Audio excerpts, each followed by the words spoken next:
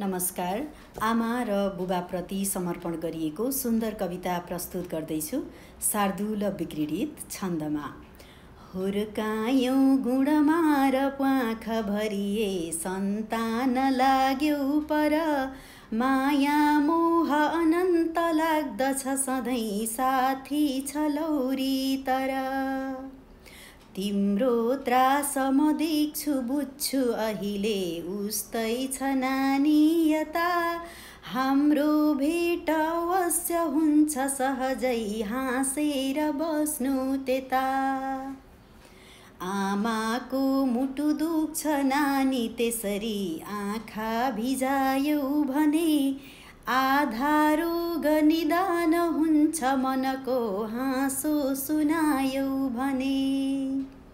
जस्तै दुःख परोस दिएर ममता संसार देखाउने, आमा हुन् धरती खुला हृदयकी वात्सल्य झल्काउने।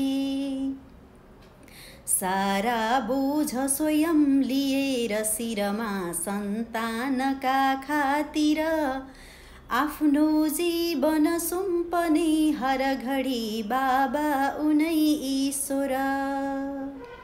सारा सृष्टि रची परिश्रम गरे त्यो भाग बन्डा भयो, कसले बोक्दछ दुःख पीर सहजै बाँकी यिनैको भयो। कसले बोक्दछ दुःख पीर सहजै बाँकी यिनैको भयो।